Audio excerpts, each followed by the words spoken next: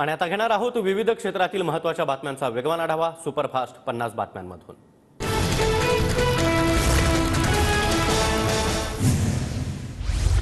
माढा लोकसभेसंदर्भात शरद पवारांनी तिसरा पर्याय देखील तयार ठेवल्याची सूत्रांची माहिती। धैर्यशील मोहिते पाटील निंबाळकर यांच्यासह संजय राजे निंबाळकरांच्या नावाची देखील चाचपणी।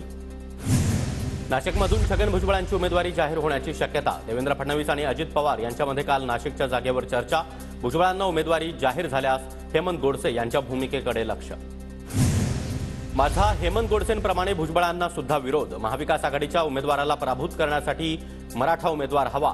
भुजबळांनी मराठा समाजाविरोधात केलेल्या वक्तव्याचा महायुतीला नाशिकमध्ये फटका बसू शकतो। भाजपचे इच्छुक उमेदवार दिनकर पाटलांचं वक्तव्य।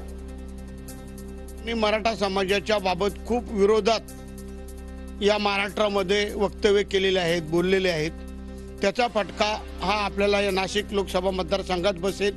सगळेच नाराज आहेत की ही जागा भाजपची आहे, भाजपला सुटावी आणि प्रचंड असा विरोध भुजबळ साहेबांना सुद्धा आहे, जसा हेमंत गोडसेंना विरोध आहे।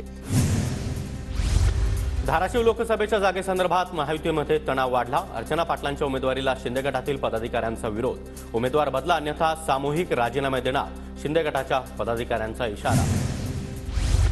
विशाल पाटील संसदेमध्ये कसे जातील याची काळजी आणि पुढाकार शिवसेना घेईल। सांगली दौऱ्यादरम्यान संजय राऊतांकडून विश्वास व्यक्त।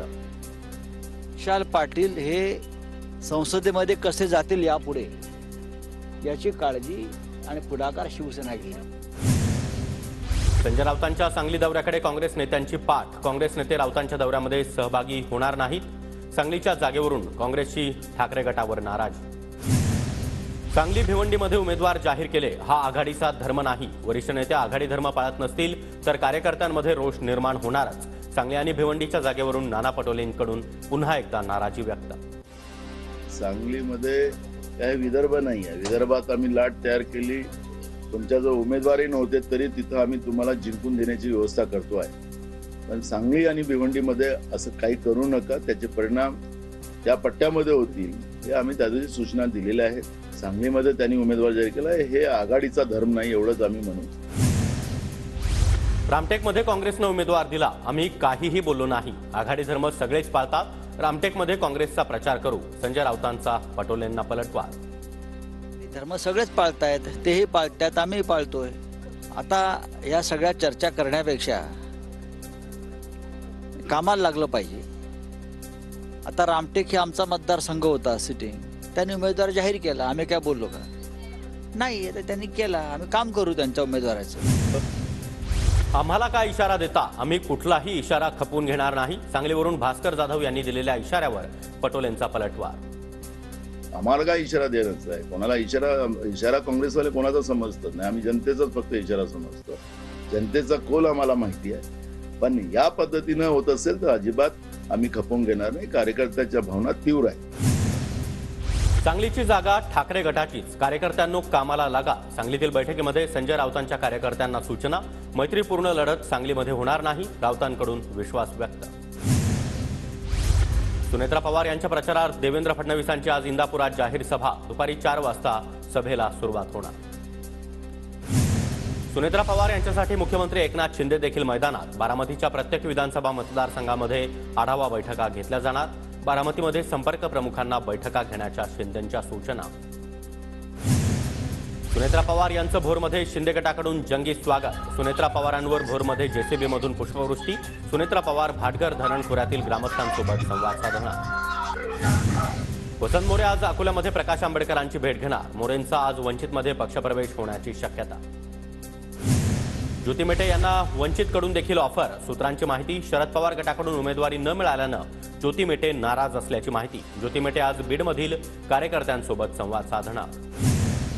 यवतमाळ वाशिम लोकसभा मतदारसंघामध्ये वंचितला मोठा धक्का। वंचितचे उमेदवार अभिजित राठोड यांचा उमेदवारी अर्ज रद्द। अर्जामध्ये त्रुटी असल्यानं अर्ज रद्द। बंडखोरी करू नका, युती धर्म पाळा। शिंदेंचं वाशिम, हिंगोली आणि रामटेकच्या इच्छुक उमेदवारांना आवाहन।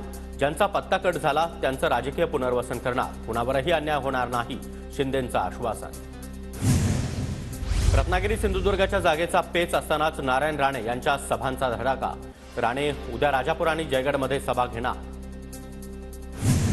नारायण राणे यांच्या ईडी आणि सीबीआयच्या फाईल ओपन केल्या तर ते तिहार जेलमध्ये असतील.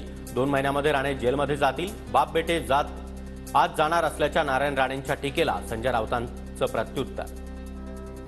नारायण राणे यांनी वक्तव्य केले की उद्धव ठाकरे यांना अटक होणार. नारायण राणे यांनी वक्तव्य केले उद्धव ठाकरे यांना अटक होणार. मग नारायण राणे कुठे राहतील 2 महिन्यांनी? त्याचा 2 महिन्यात सत्ता आमची येते या देशात. त्यांच्या ज्या फायली बंद केल्यात ईडी आणि सीबीआयच्या, त्या खोलल्या ते कुठे असतील? तिहार जेलमध्ये. राऊतांनी मुंगेरीलाल के हसील सपने पाहू नये. राऊतांनी राणेंची आणि भाजप नेत्यांची चिंता करू नये. राऊतांच्या तिहारच्या वक्तव्याला नितेश राणेंचं प्रत्युत्तर. महाविकास आघाडीतील जागा वाटपाच्या पेचाला अशोक चव्हाण जबाबदार. काँग्रेस नेत्यांच्या खासगीमध्ये बोलताना दावा. TV9 मराठीला सूत्रांची माहिती. पारंपरिक जागा मागण्यामध्ये आताचे काँग्रेस नेते कमी पडले. ठाकरे गट आणि शरद पवार गटासमोर काँग्रेस नेत्यांनी नांगी टाकली. काँग्रेस नेत्यांनी ठाकरे गट त्याचबरोबर पवार गटासोबत फरफटत गेले. काँग्रेस नेत्यांच्या दाव्यानंतर अशोक चव्हाणांचा पलटवार. शिंदे गटाचे निम्मे आमदार ठाकरेंच्या संपर्कात. विजय वडेट्टीवार यांचा दावा. तर लोकसभेच्या जागा वाटपावरून ना घर का ना घाट का अशी शिंदेंच्या खासदारांची अवस्था झाली आहे. वडेट्टीवारांची टीका. शिंदेच्या 7 खासदारांची काय गती झाली असेल? म्हणजे ना घर का ना घाट का अशी अवस्था त्यांची झाली. शिंदे गटांच्या आमदारामध्ये प्रचंड अस्वस्थता आहे. आता आमच्या माहितीप्रमाणे निम्मे आमदार शिंदे गटांचे उद्धवसाहेब ठाकरेशी संपर्क करत आहेत. कोल्हापूरमध्ये महायुतीच्या नेत्यांची मिसळ पे चर्चा. राजेश क्षीरसागर, संजय मंडलिक आणि महायुतीच्या घटक पक्षाच्या नेत्यांची उपस्थिती. काँग्रेस पक्षाकडून लोकसभा निवडणुकीसाठीचा जाहीरनामा प्रसिद्ध. जाहीरनाम्यामध्ये सामाजिक समता, युवा वर्ग, महिला, शेतकरी आणि आर्थिक नीती, पर्यावरण सुरक्षा या बाबींचा देखील समावेश. अभिनेता गोविंदा आजपासून प्रचाराच्या मैदानात. रामटेकमध्ये शिवसेना उमेदवार राजू पारवे यांचा प्रचार करणार. शिंदे गटाच्या 4 ते 5 खासदारांवर अडण्याची वेळ. शिंदे गटातील खासदारांच्या उमेदवारीवरून चंद्रकांत खैरेंची टीका. तर बंडखोरांना पुन्हा घेणार नाही, ठाकरेंनी आधीच स्पष्ट केलंय. खैरेंचं वक्तव्य. बीडमधून पवार गटाकडून उमेदवारी मिळाल्यावर बजरंग सोनवणे यांच्याकडून आता प्रचाराला सुरुवात. बीडमध्ये बजरंग सोनवणे यांचं जागोजागी स्वागत. विदर्भातील कडाक्याच्या उन्हामध्ये प्रचाराचा धुरळा. भर उन्हामध्ये रामटेकचे उमेदवार राजू पारवेंचा जोरदार प्रचार. विदर्भामध्ये उष्णतेच्या लाटेचा इशारा असताना देखील प्रचार मात्र जोरात. मनसेचा 9 एप्रिलला शिवाजी पार्कवर गुढीपाडवा मेळावा. मेळाव्यासाठी 400 पोलीस कर्मचारी आणि 35 अधिकारी तैनात असणार. गर्दीच्या नियोजनासाठी देखील विशेष टीम तयार करण्यात येणार.